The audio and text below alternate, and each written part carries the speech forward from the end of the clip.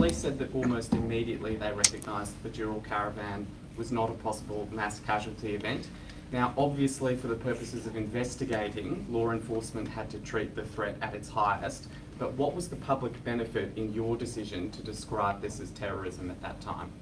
Well, I think the most important thing to say here is that we had to be very clear about, once it was revealed in the newspapers, what the threat was, to take it incredibly seriously. I think reasonable people would assume that New South Wales Police and the New South Wales Government would say, we want you to investigate this as if it was the worst possible potential exposure to the public. Secondly, this was a violent attack across New South Wales.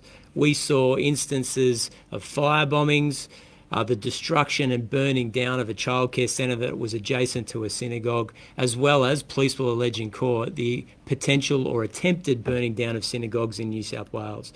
So based on all that information, the attacks that happened prior to and after the discovery of the caravan, it would have been negligent not to take this incredibly seriously.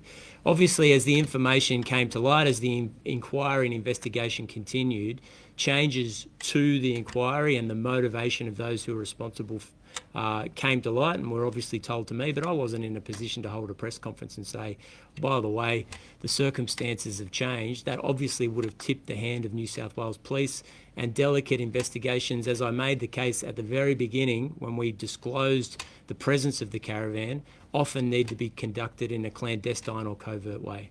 Premier, when were you first told that there was a chance that this event was ever going to materialise into a mass casualty event?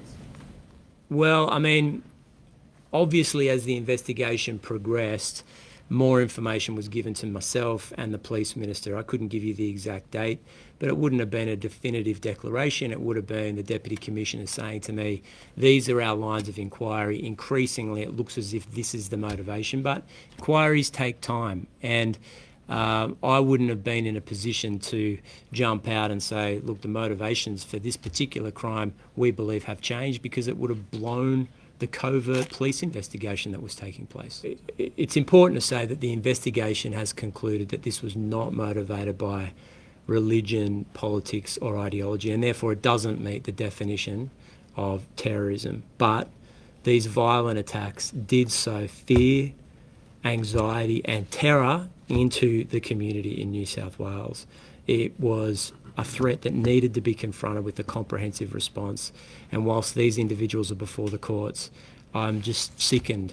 I'm sickened at what police will allege, that an individual could try and set one Australian against another for their own advantage.